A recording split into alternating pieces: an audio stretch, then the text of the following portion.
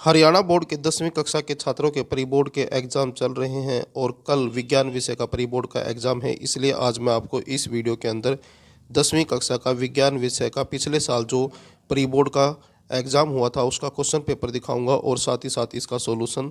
Video अच्छी लगे तो लाइक करें, चैनल को सब्सक्राइब करके ऑल के बटन के ऊपर क्लिक कर लें ताकि जब नेक्स्ट वीडियो अपलोड हो तो उसका नोटिफिकेशन आपको मिल जाए। और ये क्वेश्चन पेपर जो है आपके लिए इम्पोर्टेंट है। हिंदी के क्वेश्चन पेपर में ये देखा गया था कि पिछले साल के प्री बोर्ड के एग्ज़ाम्स क्वेश्चन पेपर से इस बार जो है प्री बोर्ड के एग्ज़ाम में क्वेश्चन आए थे बहुत से। तो इसलिए इस क्वेश्चन पेपर के जो क्वेश्चन हैं उनको ज़रूर एग्ज़ाम में जाने से पहले रिवाइज करके जाएं। यहाँ से आपके क्वेश्चन स्टार्ट होते हैं। सेक्शन ए से पहला क्वेश्चन आया था, निम्नलिखित में से प्रकाश की कौन सी परिघटना के कारण इंद्रधनुष का निर्माण होता है? तो आंसर है इसका ऑप्शन ग, अपवर्तन, विक्षेपण और आंतरिक परावर्तन। उसके बाद दूसरा क्वेश्चन है, किसी परिपथ में विभवांतर को शिथिल रखते हुए उसका प्रतिरोध आधा कर दिया जाता है तो परिपथ की विद्युत धारा होगी? तो आंसर आएगा 2 गुना। उसके बाद है तीसरा क्वेश्चन, जैव निम्नीकरणीय और अजैव निम्नीकरणीय कचरे को 2 अलग अलग कूड़ेदानों में क्यों फेंकना चाहिए? यानी कि इन दोनों को अलग अलग कूड़ेदान में क्यों रखना चाहिए? तो इसके पीछे कारण ये होता है कि जो जैव निम्नीकरणीय कचरा जो होता है ये मतलब प्रकृति के अंदर अपघटित हो जाता है और प्रकृति का हिस्सा बन जाता है। लेकिन अजैव निम्नीकरणीय पदार्थ जो हैं जैसे कि प्लास्टिक है, कांच है, ये चीज़ें ऐसी होती हैं जो समय के साथ साथ प्रकृति के अंदर अपघटित नहीं होती।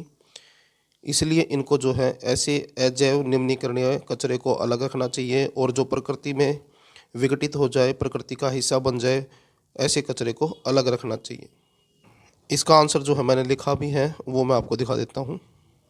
यहाँ पर आंसर देख सकते हैं आप, जैव निम्नीकरणीय और अजैव निम्नीकरणीय कचरे को 2 अलग अलग कूड़ेदानों में इसलिए डालना चाहिए क्योंकि जैव निम्नीकरणीय कचरा जैविक प्रक्रमों से अपघटित होकर प्रकृति का हिस्सा बन जाते हैं, यानी कि एक तरह से समाप्त हो जाते हैं, जबकि अजैव निम्नीकरणीय कचरा अपघटित नहीं होता, यानी कि ये प्रकृति का हिस्सा नहीं बनता। जैसे कि प्लास्टिक की बोतल है वो कई सौ सालों तक यूं की यूं रहती है, प्रकृति के अंदर अपघटित नहीं होती।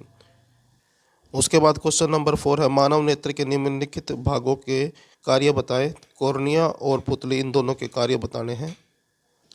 आंसर देखें, सबसे पहले है कॉर्निया। यह आँख में प्रकाश के प्रवेश को नियंत्रित और केंद्रित करता है, यानी कि आँख के अंदर जो प्रकाश जाता है वो कॉर्निया से जाता है। और पुतली का काम है, पुतली आइरिस के मध्य एक महीन छिद्र होता है, यानी कि पुतली जो है एक छोटे सा महीन सा छिद्र होता है जो नेत्र में प्रवेश करने वाले प्रकाश की मात्रा को नियंत्रित करती है, यानी कि जो प्रकाश की मात्रा है पुतली उसको नियंत्रित करती है जो आँख के अंदर जाता है। उसके बाद अगला क्वेश्चन है क्वेश्चन नंबर 5, 9 ओम प्रतिरोध वाले 3 प्रतिरोधों को किस प्रकार जोड़ेंगे कि संयोजन का कुल प्रतिरोध निम्नलिखित हो? तो 13.5, 13.5 ओम और 6 ओम। आंसर देखें, तो यहाँ पर जो है 5वें क्वेश्चन के पहले क्वेश्चन का यानी कि 13.5 का आंसर है ये। 13.5 ओम का समतुल्य प्रतिरोध प्राप्त करने के लिए प्रतिरोध को नीचे दी गई आकृति के अनुसार जोड़े। इस आकृति के अनुसार जोड़ना है।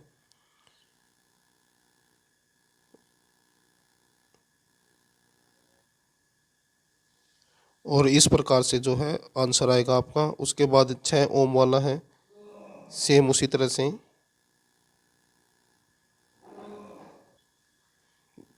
दूसरे क्वेश्चन का सॉल्यूशन है ये। उसके बाद नेक्स्ट क्वेश्चन है क्वेश्चन नंबर 6, ऊर्जा के आदर्श स्रोत के क्या गुण हैं?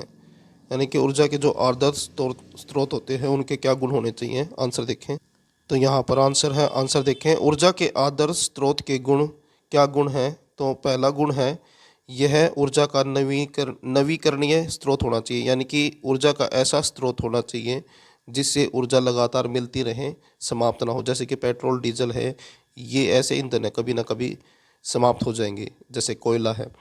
लेकिन जैसे सूर्य का प्रकाश है वो नवीकरणीय प्रकाश है, वो स्रोत है ऊर्जा का जो हमेशा मिलता रहेगा।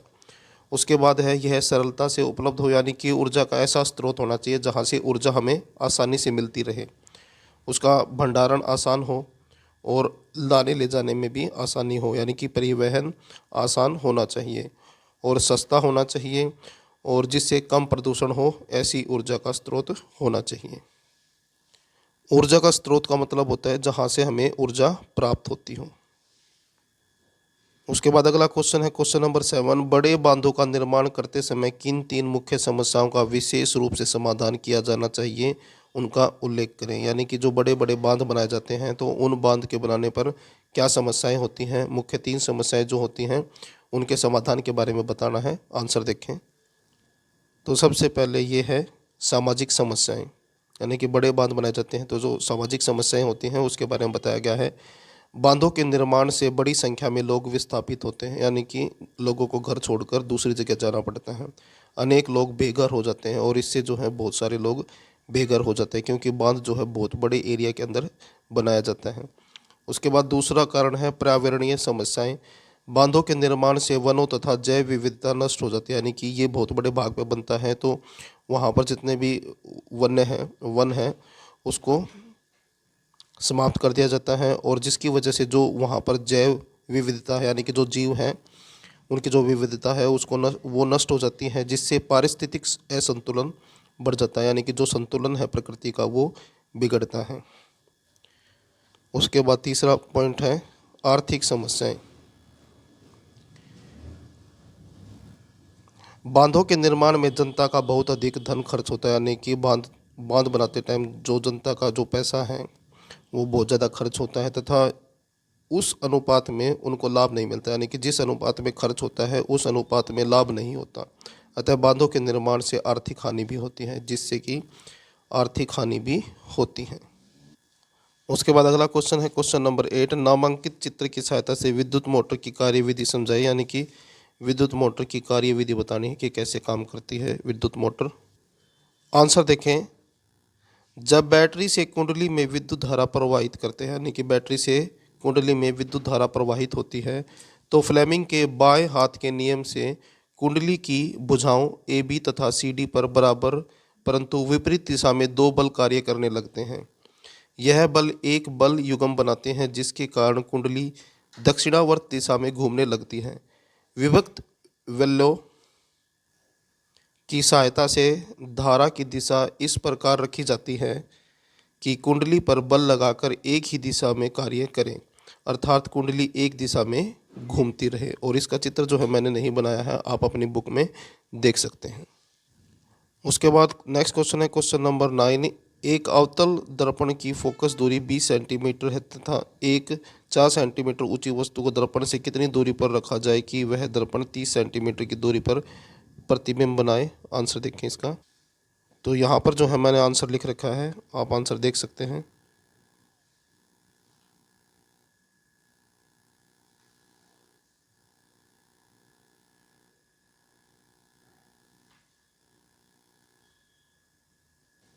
उसके बाद क्वेश्चन नंबर 9 की जो दूसरा क्वेश्चन जो है, किरण आरेख की सहायता से कांच की स्लेब द्वारा प्रकाश के अपवर्तन की व्याख्या कीजिए, अपवर्तन के नियमों का उल्लेख कीजिए। आंसर देखें, यहाँ पर आंसर लिखा गया है, जब एक पारदर्शक माध्यम से, यानी कि जब प्रकाश एक पारदर्शक माध्यम यानी कि जिसमें से कोई चीज़ गुजर सकती हो उसको पारदर्शक माध्यम बोलते हैं, यानी कि जिसमें से आर पार दिखाई देता हो, दूसरे पारदर्शक माध्यम में प्रवेश करती है तो वह अपने पथ से विचलित हो जाता है।